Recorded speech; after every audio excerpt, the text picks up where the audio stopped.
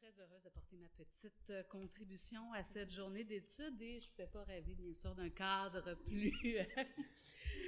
plus magnifique, plus propice, disons, pour parler de propagande religieuse, celle des éditions Fides, en l'occurrence, puisque je sors aujourd'hui des boulamites, deux espèces d'ovnis. Donc, le flirt ici et puis-je divorcer? Donc, je dirais, la réponse est non, là, je vends le punch. Donc, je dirais que c'est au carrefour peut-être du catéchisme, de l'essai même, du guide de savoir-vivre. Madame Robert parlait de l'éloquence du discours. Ben, on est vraiment dans un style qui est très, très particulier ici de ce genre-là. Là, on croirait entendre un curé en chair parler.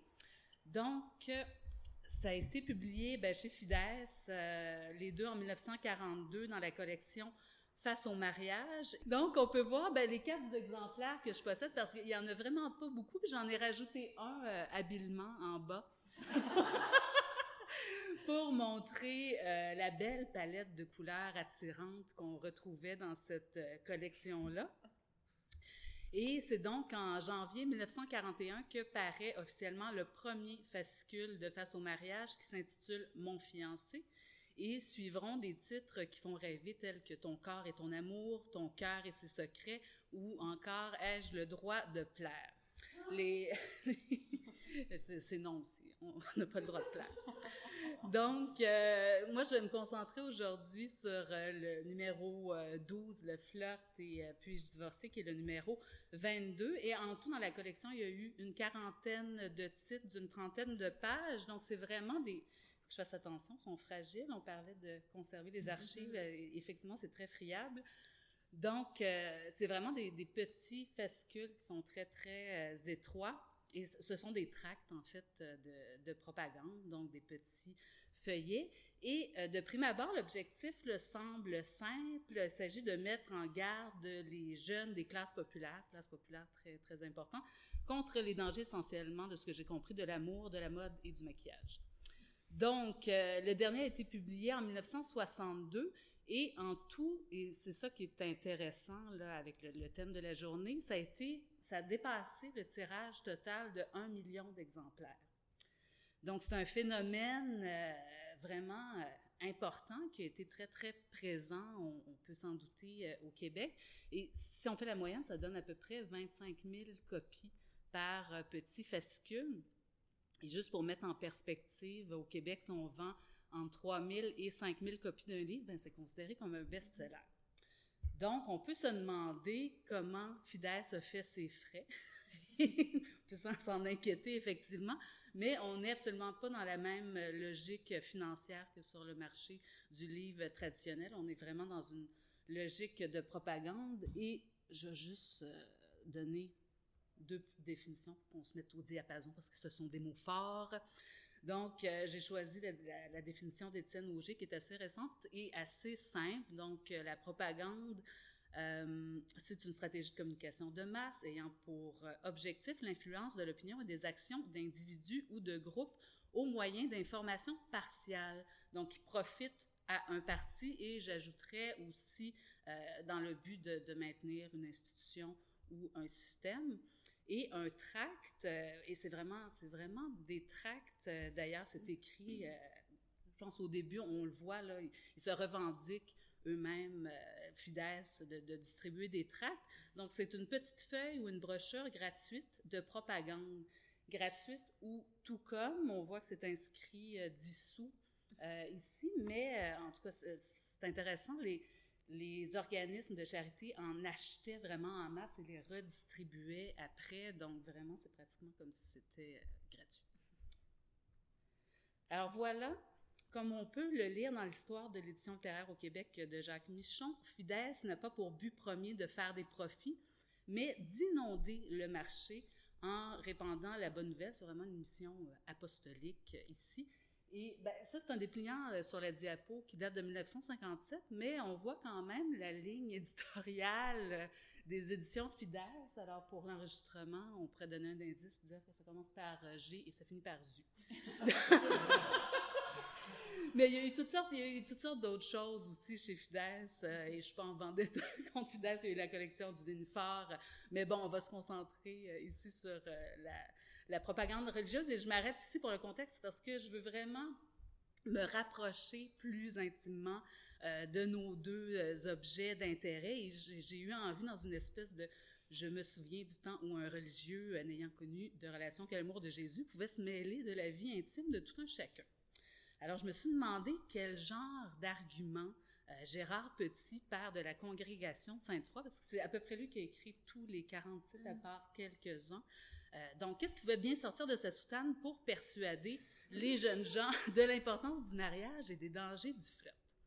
Donc, clin d'œil aux études classiques que j'ai essayé de ranger les procédés d'après une méthode d'inspiration aristotélicienne. Là, je dis d'inspiration parce que je n'ai pas fait mes études classiques. Donc, selon que Gérard Petit a semblé vouloir susciter du pathos, donc de l'émotion, on appelait au logos, ou encore jouer sur l'éthos, le caractère moral des personnages, l'autorité de l'énonciation. Alors, le pathos, c'est vraiment ce qui saute aux yeux dans ce genre de livre, c'est omniprésent dans les ouvrages, et avant le texte, et bien qu'il s'agisse probablement pas de l'œuvre de Gérard Petit lui-même, c'est par l'image, une iconographie souvent dramatique, qu'on prend contact avec les fascicules de face au mariage.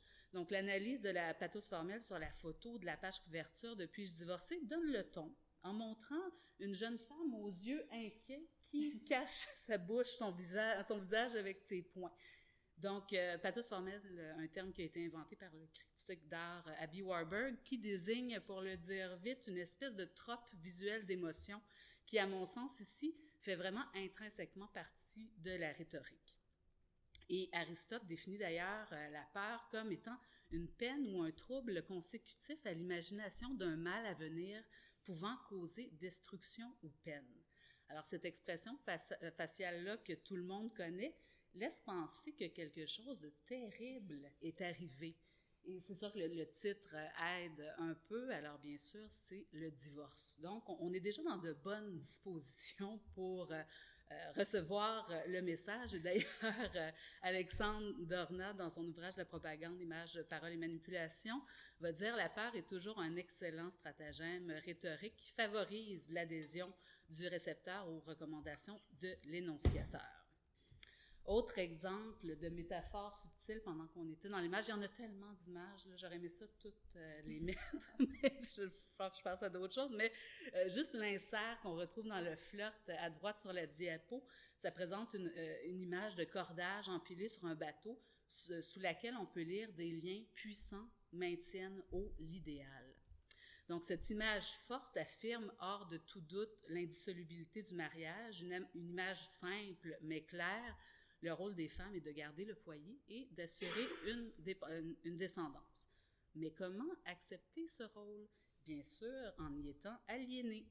C'est ce que vient d'ailleurs concrétiser les liens sacrés du mariage. Et Bourdieu, j'imagine, confirmerait mon analyse, lui qui remarque que le mariage confère le pouvoir en tant qu'acte d'institution de signifier à la femme ce qu'elle est et qu'elle doit dorénavant agir en conséquence. Alors voilà, pour l'iconographie dramatique. Il y a comme dérivé de l'image maintenant, mais à l'intérieur du texte, l'auteur fait vraiment usage de dénominations émotionnelles très fortes, c'est-à-dire comme l'explique Eckhard Eggs, désolé pour l'accent qui est censé être allemand, dans un texte qui traite du pathos dans le discours. Il y a à l'écrit beaucoup de données observables qui peuvent servir d'indices pour déduire l'état émotionnel des protagonistes. Dans « Puis-je divorcer », comme on peut voir à la page 23, à Jacques, le fervent catholique qui, se positionnant contre le divorce, affirme, là je ne lis pas toute la citation, mais en gros, il affirme calmement avoir tous les papes de son côté depuis le Christ. Gérard Petit met en scène un homme d'affaires qui lui oppose une réaction vraiment violente et très éloquente. Ça va comme suit. « Assez, c'est en bas ici. Assez, assez, rugit le monsieur devenu écarlate. » Donc, on peut noter d'entrée de jeu le zoomorphisme qui accentue la réaction de l'impie. Et ce passage-là m'a quasiment fait penser au diable qu'on aspergerait d'eau bénite. Donc, on voit littéralement le visage écarlate, on comprend que le monsieur est en colère. Mais pourquoi, justement, l'auteur viendrait orchestrer un si grand clivage entre les deux protagonistes? Et soyons à l'affût, dans le même extrait, l'homme d'affaires reproche aux catholiques ses arguments d'autorité. Il dit littéralement, et c'est la suite du rugissement, « Si vous ne pouvez pas combattre avec d'autres armes que des arguments d'autorité, coupons ici notre conversation. » C'est très habile parce que celui qui fait le reproche est submergé d'émotions. Alors, ce qui vient en quelque sorte d'emblée disqualifier l'argument, autrement qui est assez valable, parce qu'effectivement, ce sont des arguments d'autorité, et ça discrédite aussi le locuteur. D'ailleurs, au début de Puis-je divorcer, d'emblée, la première réaction du bon catholique Jacques face à l'homme d'affaires qui remet en cause les liens du mariage va être de dire « ce type est dangereux ». Donc, qu'importe ce qu'il peut dire, on l'a établi, on est méfiant et méfiante. On constate que le registre émotif et éthique sont vraiment imbriqués l'un dans l'autre. Bon, toujours dans l'intensité, on a une narration qui est intense. Et en ce qui concerne le flirt, c'est intéressant parce que le pathos va s'inverser. C'est la narration directement qui va emprunter un ton dramatique. Et dans cet extrait, on s'adresse au personnage invisible qu'est le lectorat. Attention, je vais essayer de bien le performer. Il y a des limites. Voudriez-vous par hasard que l'on vous suppose d'une autre étoffe que les enfants d'Adam délivrés des mouvements impétueux de la concupiscence? Allons donc, placez-vous devant votre glace et répétez-le sans rire. Alors, il me semble, je parlais tantôt du curé qui prêche en chair. Il y a vraiment de ça dans le discours, et Aix, dans le même article sur le pathos, affirme que de remettre en question les règles qui garantissent le bon déroulement de la vie sociale constitue déjà une menace à l'ordre établi. Donc, de la doxa éthique. Alors, puis d'ailleurs, j'aurais pas le temps d'en parler, mais on y reviendra peut-être. Ça arrive vraiment à un moment charnière, cette série-là, où l'Église a l'impression de perdre le contrôle dans l'édition avec la Deuxième Guerre mondiale et tous les nouveaux livres étrangers qui arrivent. Donc, c'est vraiment une mission du désespoir, j'ai l'impression. Alors donc, c'est ça. De la doxa éthique va naître notre droit, dit Aix, et notre obligation de critiquer autrui s'il ne respecte pas ces normes, et on doit lui reprocher son non-respect, même avec pathos, parce que sa violation, qui met en question le déroulement et réglé de l'interaction sociale, peut détruire l'existence d'une communauté. Et je trouvais ça intéressant parce que j'ai l'impression que c'est peut-être encore plus vrai dans une communauté sociale minoritaire par la langue et par la religion. Il y a vraiment une insécurité ici qui se doit d'être dénoncée avec pathos quand on remet l'ordre établi. Puis, bien sûr, j'aimerais attirer votre attention sur la surabondance de ponctuation qui rajoute une sémiotique à l'énoncé qui, justement, nous permet d'apprécier à quel point il n'est pas de bon ton en 1940 de se laisser supposer d'une autre étoffe que les enfants d'Adam, surtout parce que livrés au mouvement de la concupiscence. Je m'arrête ici pour le pathos, et il y en a vraiment beaucoup. Et je vais passer au logos, donc les raisonnements, les preuves, et je ne sais pas si vous en doutez, mais ça a été plus compliqué. Gérard Petit semble en appeler à une certaine logique. Il va introduire, par exemple, dans son argumentaire, une espèce de dialectique pour une apparence de débat équilibré. De là, mes deux personnages, l'homme d'affaires et le médecin bon catholique. Donc, le texte, puis divorcer, justement, essentiellement un dialogue entre le défenseur de la dissolution du mariage et un médecin fervent catholique, ce qui représente bien le genre de métier libéral qu'on pouvait exercer dans le temps. Le premier va incarner la raison, il va dire le religieux et le religieux, le social et le social, et il va avoir de bons arguments réellement, mais il va se faire mettre KO par son adversaire à tous les coups par des répliques telles que, sans doute, mais le Christ comme Dieu est l'auteur premier tant de l'individu et de la société, et tant du social que du religieux. Bon, donc Dieu est l'expert en tout, on s'en sortira jamais. Et une fois qu'on a dit ça, ben c'est ça, la logique n'a pas énormément de prise dans ce genre de discours. Et Pierre Bourdieu, je pense que je le cite 3 fois, mais bon, ça.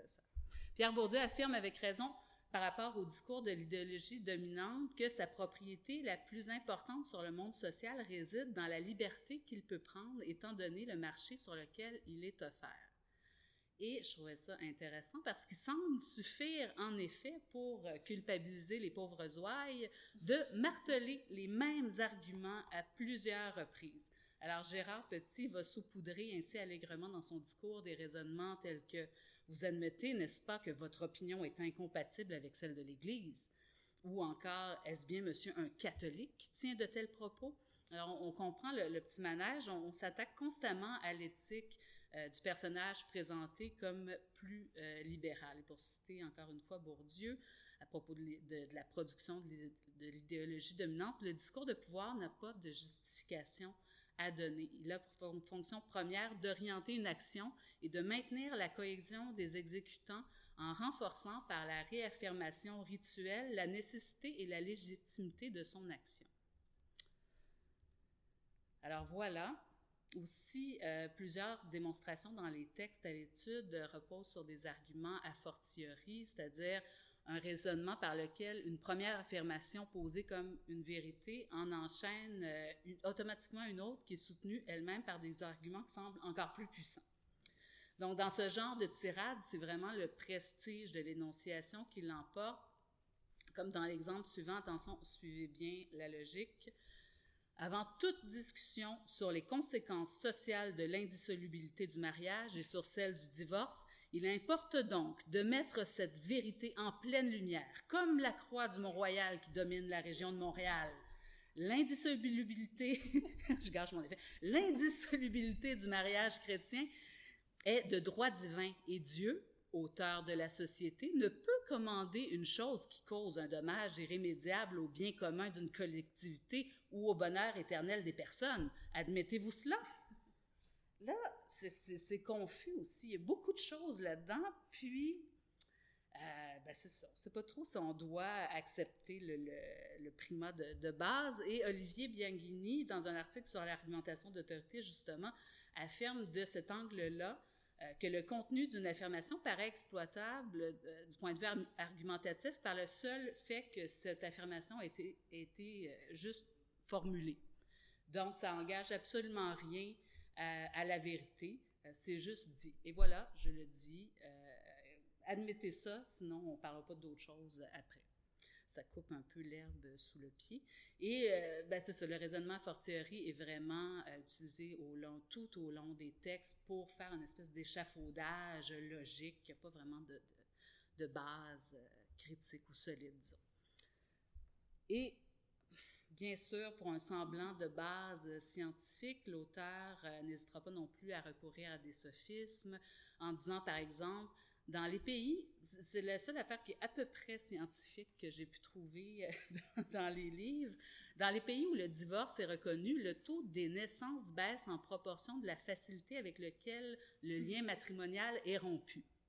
Et il donne notamment l'exemple de la France, et c'est intéressant, David Agron, dans une analyse des spots publicitaires en Grande-Bretagne, observe que la présentation d'informations supposées vérifiables, de faits, de chiffres officiels, peut ainsi servir de fonction à un argument rhétorique qui consiste non pas à faire croire quelque chose qui ne serait pas vrai, mais à inviter le public à partager une interprétation partisane de ces informations, de ces faits ou de ces chiffres-là. Et au fait, pour répondre à cet argument-là, il y a une étude qui est présentée dans les Annales de démographie historique qui avance que la faiblesse du baby-boom dans les pays belligérants, parce qu'on est pendant la Deuxième Guerre mondiale, s'expliquerait par le fait simplement que beaucoup d'hommes de 20 à 40 ans, ben, sont morts. Ça réduit un peu les possibilités de mariage pour les célibataires ou de remariage pour les veuves selon l'étude. Alors voilà, mais on n'a pas, bien sûr, on n'a pas de référence dans ce genre de livre. C'est dur de s'opposer à ce genre d'argument. Donc, l'éthos, on y était déjà pas mal, là, je vous l'accorde. La pêche au logos n'a pas été des plus fructueuses. Donc, je mets quand même sur le projecteur un discours en filigrane qui émane d'un imaginaire assez ancré, j'ai l'impression, chez les catholiques. Alors, je ramène mon homme d'affaires ici. Petit, il ne va pas hésiter à présenter des propos antagonisants pour montrer que nous ne sommes pas comme eux. Alors, qui, eux? Les méchants protestants, bien sûr. On l'a vu un peu plus avant, on met en opposition l'homme d'affaires et le médecin en campant bien les personnages et en disant, par exemple, le gros monsieur avait allumé un cigare et un nuage très dense de fumée séparait les interlocuteurs. Donc, la table est mise. Les indices semblent effectivement pointer vers ce conflit classique dans lequel on montre le catholique comme un homme raisonnable et pieux, tandis que le protestant est présenté comme l'être mercantile aux mœurs douteuses. Et dans le flirt aussi, en circonscrivant son sujet, Gérard Petit va dire « J'entends me limiter à ce qui est convenu d'appeler d'un mot anglo-saxon qui fait intrusion dans notre belle langue, le flirt. » En ce qui concerne le flirt, justement, dans l'ouvrage « L'invention de la drague » de Jean-Claude Bologne, qui cite Alexis Tocqueville, il mentionne que dès l'époque romantique, on constate une différence fondamentale dans l'approche amoureuse dans les pays anglo-saxons. Donc, on établit un lien direct entre le protestantisme et la liberté accordée aux filles. Le catholicisme aurait accoutumé à l'idée que la chair est faible et Tocqueville avance que le protestantisme armerait la raison des filles qui peuvent alors se montrer plus libres. Bon, je ne changerais pas une religion pour une autre, c'est pas ça mon point ici, mais je retiens quand même armer la raison et développer une pensée critique, ce que cette série-là ne semble pas encourager. Donc, en terminant cette séquence-là, je vais quand même souligner les procédés d'amplification qui viennent, et encore toujours avec ceux d'opposition. Et ici, on met en relation le comportement dégénéré d'une génération à celle qui lui a précédé un grand classique. Donc, c'est ma dernière citation, attention. Elle est savoureuse et je la lirai pas au long, je l'ai comprimée pour encore plus d'effet. Donc, la grande masse des jeunes filles jouit d'une liberté d'allure à faire sécher de scandale nos grands-mères. Elles sortent seules, font du sport et se laissent promener en automobile. Elles acceptent les invitations ou prennent elles-mêmes l'initiative d'inviter. Alors, l'accumulation est ici utilisée pour démontrer, bien sûr, que les filles exagèrent. Le flirt appelle effectivement à une timide émancipation de la femme. Son avis sur la question du mariage est pris en compte un tout petit peu, en tout cas du moins. Comme note encore une fois Jean-Claude Bologne, le flirt, et j'ajouterais aussi la possibilité du divorce, met en péril le patriarcat. Et pour Bologne, la crise d'identité masculine est en partie liée à la remise en cause de ce pouvoir ancestral. La domination sociale du mâle s'en trouve ébranlée. Et je vais conclure rapidement, je ne sais pas où j'en suis, mais je me suis demandé en lien avec la journée, le thème de la journée d'études, de quoi en retenir, qu'est-ce qu'on apprend de l'étude de ce genre de texte. Là, c'est une lecture assez personnelle et assez actuelle que j'en ai fait, on s'entend. Puis évidemment, c'est difficile de s'empêcher de sourire à l'évocation de ce genre de dispositifs qui nous apparaissent comme tellement grossiers que c'est dur de croire que ça ait pu influencer la jeunesse canadienne française. Mais je pense que c'est une constatation un peu facile a posteriori, parce que j'ai comme le sentiment que susciter des émotions fortes, inspirer la peur, miser sur l'exagération, la culpabilité, ben c'est des procédés assez contemporains de certains discours qui visent le contrôle du corps des femmes notamment, qu'on n'est pas si loin de la Grande Noirceur ou même du Moyen Âge. D'ailleurs, l'essor du tract comme support à la propagande remonte à l'invention de l'imprimerie au moins, et maintenant il y a d'autres moyens encore plus puissants de diffusion. Donc, si la collection Face au mariage est tombée dans l'oubli, ben cette rhétorique-là se répète avec le même genre de pathos, les mêmes arguments d'autorité, et finalement, si des gens qui tiennent des discours qui vont à l'encontre de la liberté, de la pensée critique se retrouvent au pouvoir, ben là, il n'y a plus de justification ou de prise logique. Alors, voilà. Hey, j'aurais aimé finir avec quelque chose de plus positif, mais voilà, c'est mon constat, et on va pouvoir peut-être poursuivre avec la discussion. Oui, merci.